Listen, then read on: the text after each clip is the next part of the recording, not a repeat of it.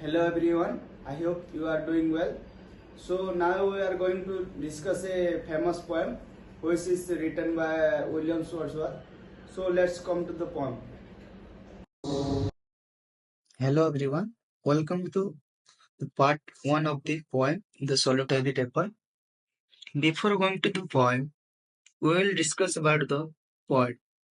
So, William Wordsworth was famous English romantic poet born in 1770 in Cockermouth.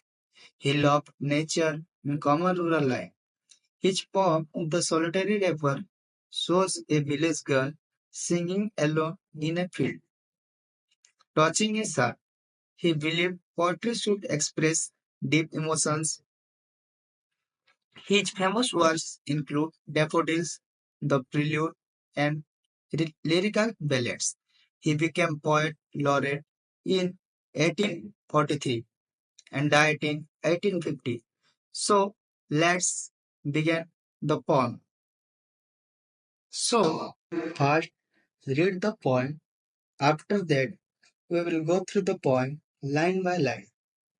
Behold her single in the field, young solitary highland lass, rapping and singing by herself, stop your oar gently pass. Alone she calls and binds the grain, and sings a melancholy strain. Oh, listen for the bell profound, each overflowing with the sound. So now let's go to the poem line by line. Behold her single in the field, you solitary highland lass. Means the poet says, look at the girl working alone in the field. She is a alone young girl from the Scottish Highlands. Then the next line, rapping and singing by herself, stop here or gently pass. Means she is quoting props and singing a song all by herself. The poet says to either stop or listen or walk by quietly without disturbing her. The next line, alone she chords and binds the blade, alone sings a melancholy strain, means she is quoting a time the train completely alone. Her song is full of sadness and emotion. And the next line is, oh listen for the bell profound, each overflowing with the sound. Means the poet want to express that listen carefully, her sweet voice fills the whole deep valley with music. So now come to the second stanza of the poem. No nightingale did ever churn more welcome notes to weary pets of travelers in some shady horn among Arabian sands. A voice so thrilling near was heard in springtime from the cocoa bird, breaking the silence of the seas among the farthest Hebrides. So now we will go through the poem line by line. No nightingale did ever chant more welcome notes to weary bands. Means the poet says that even a nightingale has never sung a song so lovelily. Its sweet notes usually welcome tired travelers in the desert. And next line, of travelers in some shady horn among Arabian sands. Means these travelers find rest in a cool, shady spot. This is imagined to in the hot desert of Arabia. And the next line is a voice so thrilling near was heard in springtime from the cocoa bird. Mean he says no cocoa bird in spring has ever sounded so touching. Her voice is more moving than the cocoa call. in sprint. And the next line, last line, breaking the silence of seas among the farthest Hebrides, means her song breaks the deep silence like a bird's call at sea. It's like hearing music in the distant Hebrides island of Scotland. So,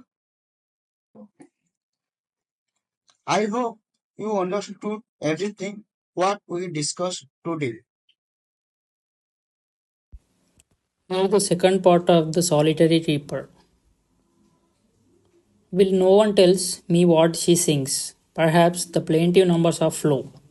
The poet wonders if someone could explain the meaning of the girl's song as he doesn't understand the language. He guesses that the song might be a sorrowful one as the tune sounds mournful and emotional.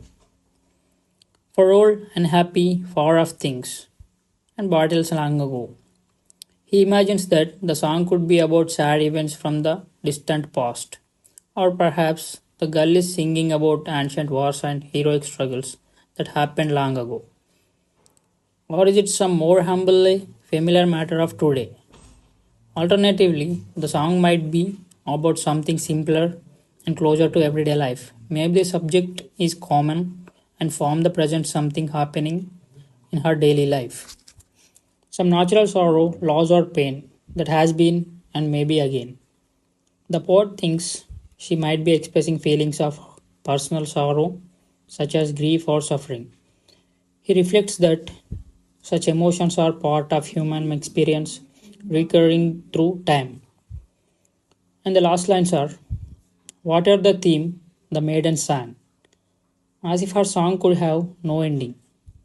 Regardless of the song, actual subject, the girl continued singing with deep feeling.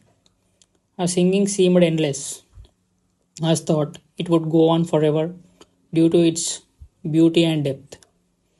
I saw her singing at work and over the sickle blending. The poet describes how she continued to sing while she worked in the field.